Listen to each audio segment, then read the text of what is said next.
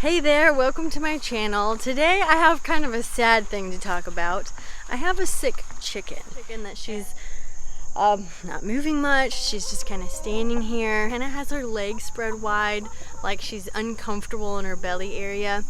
And earlier this year I had a chicken that we thought maybe had water on the belly, which is a time when the heart kind of isn't pumping right and keeping the water off the body, and it's just a sign that eventually they're going to die because their heart's failing.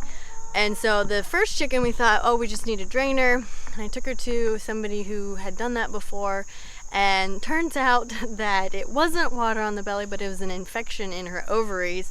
And I'm not sure what it's called, but I think after feeling this girl's underside, it's just really firm and solid, but like not solid but really firm but full on her underside, hence why she's like, her legs are all spread apart.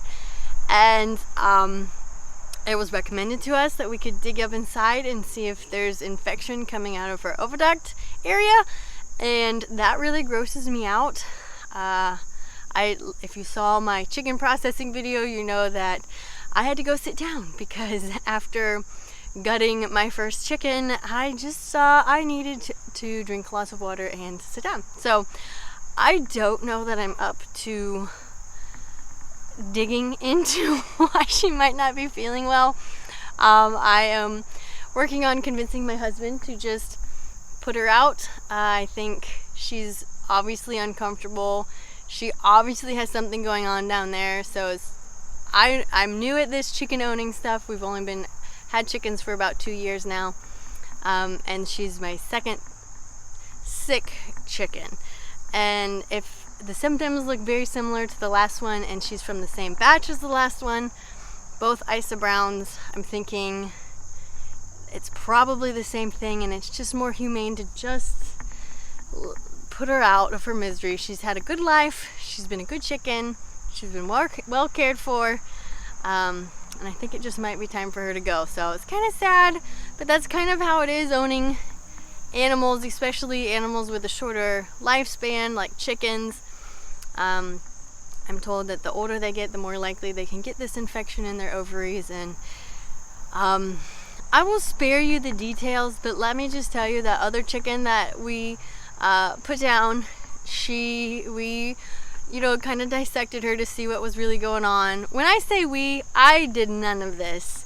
I was very hands off. The farm that we processed our chickens at, they have been very helpful in helping me take care of the sick ones in the past, and they actually did the hands-on part because they've had experience with this.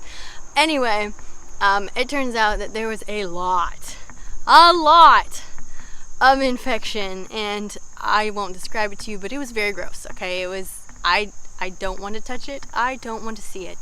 We will probably put her down and then let her we'll just put her down. You don't need to know what's going to happen to her. We're not going to do anything gross, but we'll just put her down, and she can become food to somebody else, and it'll be okay. So, little baby girl, hey chick, I'm talking about you. Do you want to say any final words? Say goodbye, say thank you world, or be terrorized by a kitty cat? The cats don't bother the chickens. Actually, when the chickens were new, they pecked at the cats a little and kind of ran at them. And the cats, even though they are twice the size of the chickens, have a healthy fear of them and stay away. So that's kind of nice. They don't bother the chickens. So anyway, that's a sad update here. As heartless as it sounds, it's kind of convenient because I actually have too many chickens.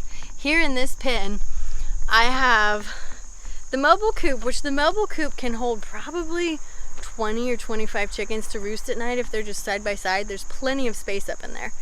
But this ground area here really can only hold like 10 comfortably, which I only make them stay in there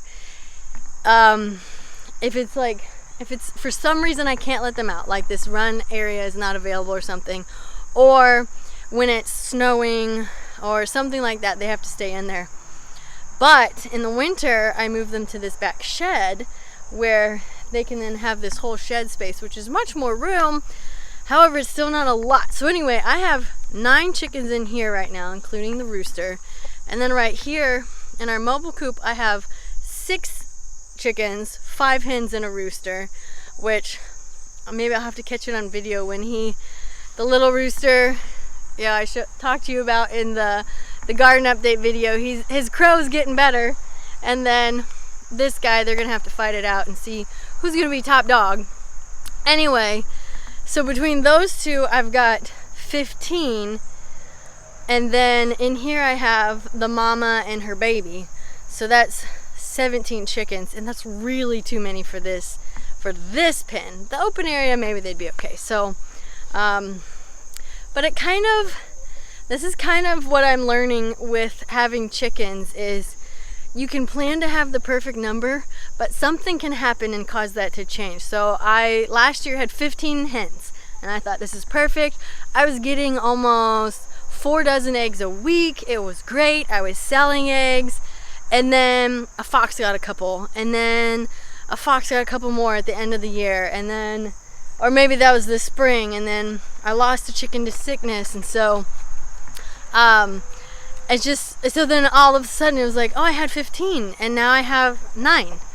And so then I got a rooster so I could start replenishing my flock, and I got these other 6 to help replenish what I've lost. And so you know, and then it's like, oh, I have too many, but now I have a sick one, so I'll have one less. And it's just kind of a flowy thing. It's like, you know, you get a dog and you have a dog for 12, 14 years, and it's like, it's set for a long time. But it seems with chickens, you just they can get sick. Something can get them. You know, just things are a little more fluid with chickens than they are your regular pets. Thankfully, my cats, which that's a whole nother story which I won't go into, are not as fluid coming and going as chickens either. So anyway, I need to put this down and go take care of this poor chicken. By I mean my husband, because I come up with the ideas and then I find the people that are willing to do them, and that's okay. So bye bye, little girl. Let me pet her. Oh, that's gonna bug me. Bye bye, little girl. Your buddy. Alright, so it's the next day, and we did end up putting that poor chicken down and kind of looked inside to see what was going on, and she did have a lot of a yellowy liquid in her abdomen, which is, I think, more likely to be the water belly, or the real name for it is ascites or something like that. So I looked it up, and there's a lot of things that apparently can cause this. It can be genetics, or it could be cleanliness of coop, or getting something wrong to eat, or all kinds of things. And then there's a list of ways you can treat it, but ultimately it's the heart failing and the liver pumping water into the body, and I don't think that can heal from that. And so we just put her down, and she's out of her misery, and the flock will go on. So thank you for joining me today in this sad portion of homesteading. But you know, if you like my videos, maybe you don't like this video, but like to see what's going on in videos like this, pound that thumbs up. And if you haven't already, please subscribe. I would love to have you come along and keep seeing what I bring on this channel, as who knows what I will bring next. I have a furniture flip I'm working on, but I'm doing 3 pieces at one time, and apparently that makes it take a lot longer. Who would have thought? I thought it would get something done quicker, but it's taking a bit of time, and school's starting and life is just getting a little busy. So I will get that video up and on here as soon as I get that finished and the video edited. So thanks for tuning in, and I will catch you in the next video.